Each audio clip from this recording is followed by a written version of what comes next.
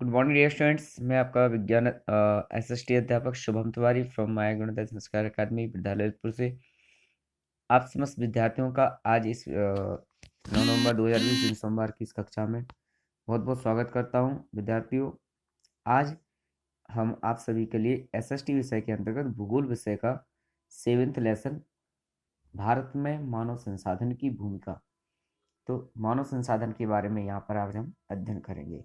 सबसे पहले बात तो करते हैं संसाधन की। तो विद्यार्थियों, संसाधन किन्हें कहते हैं? ऐसे साधन जिनका उपयोग हम किसी भी कार्य को करने के लिए करते हैं, वो साधन ही हमारे संसाधन कहलाते हैं। अब संसाधन को भी 3 भागों में बांटा गया: प्राकृतिक संसाधन, मानव निर्मित संसाधन एवं मानव संसाधन। विद्यार्थियों, प्राकृतिक संसाधन तो समझ में आते हैं, जैसे कि प्रकृति के द्वारा दिए गए साधन जितने भी हैं, दी गई जितनी भी वस्तुएं हैं जिनका उपयोग हम अपने काम को संपन्न करने के लिए करते हैं, वो प्राकृतिक संसाधन की श्रेणी में आते हैं।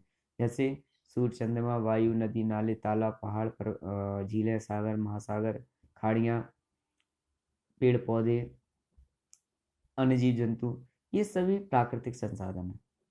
मानव निर्मित संसाधन की परिभाषा भी समझ में आती है, जो कि जैसे कि मानव के द्वारा निर्मित जितने भी भौतिक प्रकार की वस्तुएं हैं जिनका उपयोग हम अपने दैनिक जीवन में अपने कार्यों को सरलता और सुगमता से आसानी से करने के लिए प्रयोग करते हैं, वो सभी वस्तुएं मानव निर्मित संसाधन कहलाती हैं। जैसे शिक्षा के साधन की बात करें तो किताब, कॉपी, पेन, पेंसिल, रबड़, कटर, रेजर, ये सारी चीजें शिक्षा के साधन है, पढ़ाई के साधन है।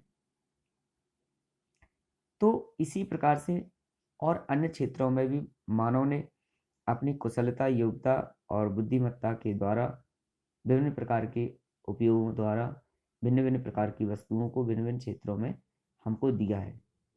तो ये मानव निर्मित संसाधन हुए। तीसरा जो वर्गीकरण है संसाधन का, वो है मानव संसाधन, अर्थात मनुष्य को भी एक संसाधन के रूप में परिभाषित किया गया है। ऐसा क्यों? ऐसा इसलिए क्योंकि किसी भी, यहाँ पर हम देश की बात नहीं करते हैं, अगर एक परिवार की बात करें तो एक परिवार जो होता है, अगर उसमें कुशल, योग्य और बुद्धिमान लोगों का वह परिवार है, तो वह परिवार समृद्ध, सुखी और निरंतर विकास करने वाला एक परिवार होगा। या फिर यूं कहें कि उस परिवार का जो विकास है वो उस